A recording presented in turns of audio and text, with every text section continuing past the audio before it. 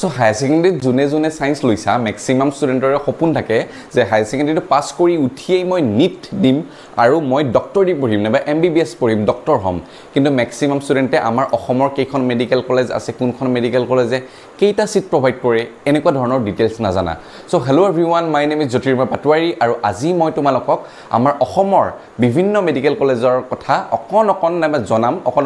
আৰু লগতে কিমান সিটছ আছে সেইবোৰ জনাম সো এইটো ভিডিও খুবেই গুৰুত্বপূৰ্ণ হ'ব যদি এনেকুৱা ধৰণৰ ভিডিওৰ পৰা তোমালোকে লাভ হোৱা বুলি ভাবা নাইবা লাগে বুলি ভাবা কাইন্ডলি কমেন্ট কৰিবা এই ভিডিওটোৰ তলত কমেন্ট কৰিবা আৰু লগতে সাবস্ক্ৰাইব কৰিবা এই চেনেল ঠিক আছে অল এবাউট নিট 2026 তাকো আসাম কে ৰিগাৰ্ডিং অসমৰ ৰিগাৰ্ডিং অসমত কি ঘটনা ঘটি আছে অসমত কোনখন কলেজত কেইটা সিট আছে আমি সেইবোৰ চাবলৈ যাম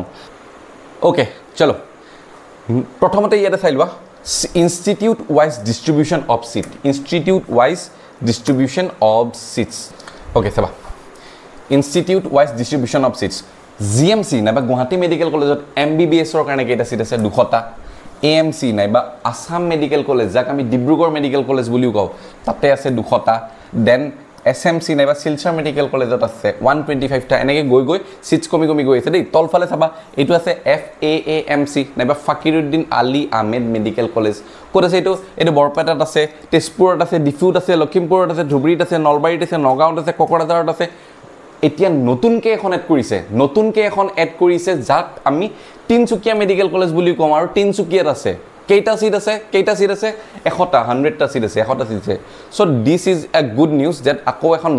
নতুনকৈ মেডিকেল কলেজ এড হৈছে that is TMC so total আমাৰ এতিয়ালৈকে আমাৰ অসমত কেইখন মেডিকেল কলেজ হল 13 নম্বৰ 13খন মেডিকেল কলেজেস আছে আৰু টোটাল কেইটা সিট আছে সব মিলি পেলাই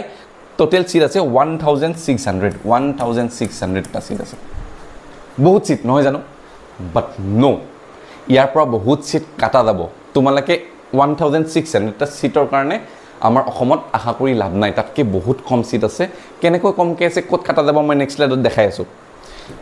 আকৌ কৈছো যদি এনেকুৱা টাইপৰ ভিডিও ভাল লাগা বুলি ভাবা কাইন্ডলি কমেন্ট কৰিবা সো দ্যাট মইও গম পাও যে তোমালোকৰ টেষ্টটো কি তোমালোকে এনেকুৱা টাইপৰ ভিডিও ভাল পোৱা নে নোপোৱা তো সেই অনুযায়ী ভিডিও দি যাম সো সেইকাৰণে কমেন্ট কৰিবা ঠিক আছে সো নেক্সট স্লাইডত চোৱা কিমানটা সিট আছিল টোটাল 1600 টা সিট আছিল নহয় জানো এই 1600 টা সিটৰ ভিতৰত অল ইন্ডিয়া কোটাত নাইবা আমাৰ অসমৰ বাহিৰৰ কোনোবা যদি ছাত্ৰ ছাত্ৰীয়ে নিট দিছে আৰু অসমত পঢ়িব বিচাৰে সো তাহাঁতৰ কাৰণে 241 টা সিট আছে মানে কোৰ পৰা মাইনাস যাব ইয়াৰ পৰা যাব মাইনাস ইমান তাৰ পৰা 241 টা সিট কমিল বেলেগে লৈ গল বেলেগ অসমৰ বাহিৰৰ ষ্টুডেণ্টে লৈ গল দেন সেন্ট্ৰেল পুলৰ কাৰণে আছে 6টা 6টা আৰু কমিল ভুটানৰ পৰাও আছে ভুটানৰ পৰা 5টা কমিল ভুটানৰ ক্যান্ডিডেটে ল'ব পাৰিব সো আৰু 5টা কমিল north eastern states any states north eastern states যেনেকৈ মেঘালয় হল নাগালেণ্ড হল এই দুখন ষ্টেটৰ কাৰণেও ৰিজাৰ্ভ কেইটামান সিট থাকে এইটো হল 12টা সিট টোটাল ৰিজাৰ্ভ আছে সো এইবোৰ কাটি কুটি গৈ এই 1600টাৰ পৰা এইবোৰ কাটি কুটি গৈ আমাৰ অসমৰ কাৰণে আমাৰ অসমৰ ক্যান্ডিডেটৰ কাৰণে কেইটা সিট থাকে 1336 টা সিট হে বাছি ৰয় ঠিক আছে আৰু এই সিট গিটাৰ পৰা কেইটামান SCৰ কাৰণে কেইটামান OBCৰ কাৰণে কেইটামান জেনেৰেলৰ কাৰণে ৰব নাবা কেইটামান STৰ কাৰণে ৰব এটা কেনেকৈ কোট ৰব মই নেক্সট স্লাইডত বাৰু বুজাই দিছো জাস্ট জানি লোৱা টোটাল সিট কেইটা আছে 100 টোটাল সিট আছিল এইটো সব কাটি কুটি গৈ পেলে কিমান ৰল 1336 টা এতিয়া 1336 টাৰ ভিতৰত কোনে কেনেকৈ ভাগ কৰা গৈছে চোৱা EWS নাইবা ইকনমিক্যালি উইকাৰ সেকশন যোনবোৰ ফ্যামিলিত ইনকাম কম সো তেনেকুৱা টাইপৰ ইনকাম কম থকা ব্যাকগ্ৰাউণ্ডৰ পৰা যদি কোনোবা ক্যান্ডিডেট আহিছে সো তাহাঁতৰ কাৰণে 80টা সিট ৰিজাৰ্ভ আছে শিডিউল কাষ্ট নাইবা SC বুলি যে কওঁ SCৰ কাৰণে কেইটা সিট ৰিজাৰ্ভ আছে 94টা ৰিজাৰ্ভ আছে ST প্লেইনছৰ কাৰণে 134টা ৰিজাৰ্ভ আছে ST হিলছ যাৰ কাট অফ সবতকে লোয়েষ্ট বহুত কম মাৰ্কস পালেও MBBS সিট পাই যায় সো হে ST হিলছৰ কাৰণে কেইটা আছে সিট 67টা সিট আছে এবাৰ OBC নাইবা MOBC যাৰ ইনক্লুডিং NCL OBC ৰে বহুত গিটা পাৰ্ট আছে OBC ৰ পাৰ্ট কিটা হলে এইগিটা OBC ৰ পাৰ্ট ঠিক আছে টোটাল OBC ৰ কাৰণে তো বহুতে সিট আছে কিমানটা সিট আছে 27% 27% সিট OBC ৰ কাৰণেই আছে বাট OBCৰো বহুতকেইটা ভাগ আছে যেনেকৈ OBC MOBC NCL যাৰ NCL আছে OBC নাইবা MOBC তাহাঁতৰ কাৰণে 283 মেক্সিমাম 283টা চিট ৰিজাৰ্ভ আছে OBC NCLৰ কাৰণে দেন TGL নাইবা OBC MOBC NCL এটোৰ কাৰণে 30টা চিট ঠিক আছে দেন মৰাণ কমিউনিটিৰ কাৰণে আছে 8টা সৰি এনেকৈ গৈ লাষ্টত ষ্টেট ৰিজাৰ্ভ চিটছ আমাৰ ষ্টেটৰ ৰিজাৰ্ভ চিটছ কিমানটা হৈ যায় 736 ঠিক আছে এই গোটেইকেইটা মিলি পেলাই আমাৰ ষ্টেটৰ ৰিজাৰ্ভ চিট কেইটা হৈছে 736 ঠিক আছে 1336ৰ পৰা 736 মাইনাছ কৰা ঠিক আছে জেনেৰেলৰ কাৰণে মই কৈছোঁ দেই এইটোৰ পৰা এইটো মাইনাছ কৰা লগতে এই 42টা সিটো মাইনাছ কৰা কিহৰ কাৰণে NRI মানে নন ৰেসিডেন্ট ইণ্ডিয়ান সেইবোৰ ক্যান্ডিডেট যোনে হায়াৰ সেকেন্ডাৰী হয়তো বাহিৰত পঢ়ি আছে আমাৰ ইণ্ডিয়াৰ বাহিৰত কিন্তু তাৰ পাছত আমাৰ অসমত মেডিকেলৰ সিটটো ল'ব আহিছে না মেডিকেলৰ কাৰণে এপ্লাই কৰিছে সো তেনেকুৱা টাইপৰ ষ্টুডেন্টৰ কাৰণে 42টা সিট আছে সো মাইনাছ আৰু 42 কৰা তাৰ পাছত বাকি ৰব 558 তাৰ মানে গৈ থৈ পেলাই জেনেৰেলৰ কাৰণে মুঠেই 558টাহে সিট বাকি আছে আমাৰ অসমত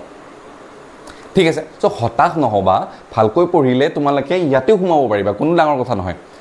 বহুত কম সিট আছে কিনো হ'ব জেনেৰেল বোৰৰ এটো কথা ভাবি নাথাকিবা ভালকৈ পঢ়া আৰম্ভণিৰ পৰা ভালকৈ পঢ়া ইয়াৰ ভিতৰতে কোনোবা এজন হবা তোমালোকে ঠিক আছে সো এইখিনি হল ব্ৰেকডাউন MBBS কোটা ব্ৰেকডাউন ঠিক আছে এটা নেক্সট স্লাইডলৈকে যাওঁ